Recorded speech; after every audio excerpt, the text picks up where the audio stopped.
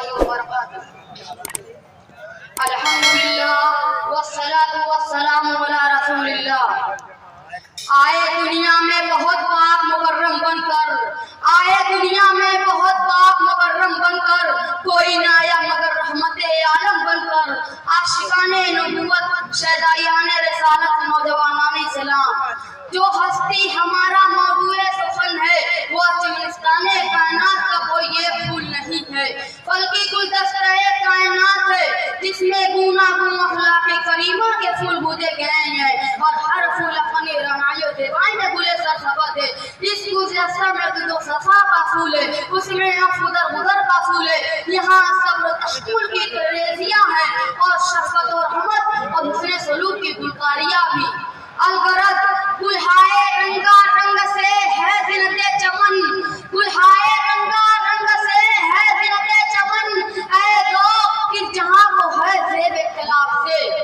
ایک گھڑی کھل کر مرجھا جانے والے پھول کی نزاکت و لطافت پر جب ہزاروں سال سے ایرانی اور ہندوستانی شعراء تبادمائی کرتے چلے آ رہے ہیں، اور ہر نیا شاعر نئے نئے پہلو نکال کر اس کی نزاکت کو پیش کرتا ہے اور آخر میں اپنے قصور کا اعتراف کر لیتا ہے، تو آپ اس فیصلہ کیجیے کہ مجھ جیسا بے دوا حجمدہ مختصر تیسا ہاتھوں میں ان سدا بہار پھولوں کا جو 1500 سال سے برابر مشرفانی کر رہے ہیں کس طرح بیان کر سکتا ہے، اور میں کیا ہوں اور میری مثال کیا ہے. ہمارے بڑوں کے بڑے تلمیذ رحمان حضرت حسان نے جب فکر ڈال دی تو کسی دوسرے انسان کو لب کشائی کی کیا مراد ہو سکتی ہے. دوسری جانب یہ کہاوت ہے ما لا یدرک کلہ لا یدرک کلہ، اگر کسی چیز کو تمام طرح حاصل نہیں کیا جا سکتا تو اس کو یہ سب چھوڑا بھی نہیں جا سکتا. اگر گلہائے حسن بے شمار ہے اور دامن نکاح تنگ ہے تو کیا ہوا، جتنا دامن ہے اتنا ہی پسار دیا جائے. لہذا مجھ سے نمونہ گھروارے کے طور پر کچھ عرض کرنے کی اجازت چاہوں گا، اور ساتھ ہی ساتھ یہ بھی درخواست کروں گا کہ اس نبی رحمت کی بارگاہ میں ہم سب مل کر درود کا نذرانہ پیش کریں. اللہم صلی وسلم دائما ابدا علی حبیبک خیر الخلق کلہم. سمرے رسالت کے پروانوں، تاجدار فتح صفت سالار بدر ہمیں شہنشاہ جو یہاں غائب کی سرزمین پر صداقت و حقانیت کی دعوت کے لیے تشریف لائے ہیں اور ان کی خیر خواہی اور بھلائی کی خاطر نسخے کیفیت دے رہے ہیں، ان کو ضلالت کی تاریک وادی سے نکال کر ایمان یقین کی روشن وادی میں بسانا چاہتے ہیں. مگر طائف کے شوریدہ سر اور بات قوم نبی صلی اللہ علیہ وسلم کے سکون آفرین صدا پر کان دھرنے کے بجائے پتھروں سے لہو لہان کر دیا. جب نبی یہ رحمت پہنچ جاتے اور زخموں کی تاب نہ لا پاتے یہ تو پتھر کے ان کو کھڑا کر دیتے اور پھر پتھر ماننا شروع کر دیتے. وہ اپنے لطف جس کے سائے کو گلشن سرستے تھے، وہ اپنے لطف جس کے سائے کو گلشن سرستے تھے، یہاں طائف میں اس کے جسم پر پتھر برستے تھے.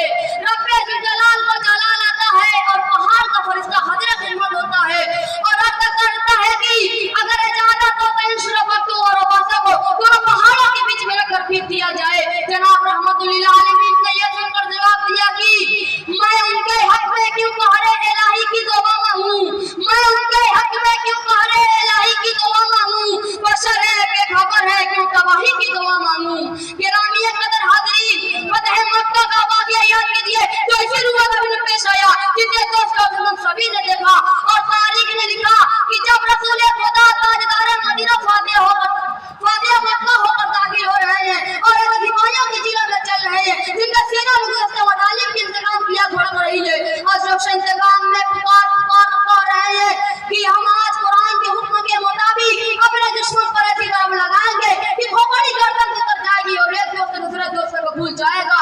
آج جنگ کا دن ہے، آج انتقام کا دن ہے، آج تلواروں اور خنجروں کا خون آدھا رنگین کرنے کا دن ہے. سامعین کرام، غور فرمائیے ایسے پرجوش سپاہیوں کے صفت سالار سے غلاموں کے آقائے نامدار کو تو اور زیادہ بھڑکنا چاہیے تھا اور تو ہے یادی فتح پن کے پھرے مانے آدھا قبول کرنا چاہیے تھا. مگر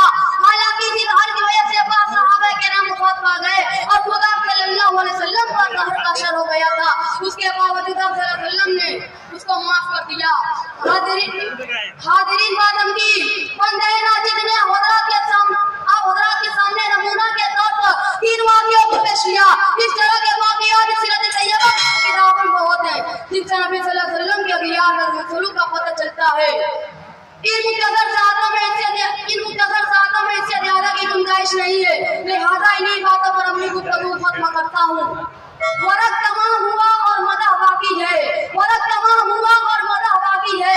سفینہ چاہیے تمہارے بے قرار کے لیے کہ محمد سے وفا تو نے تو ہم تیرے ہیں, کہ محمد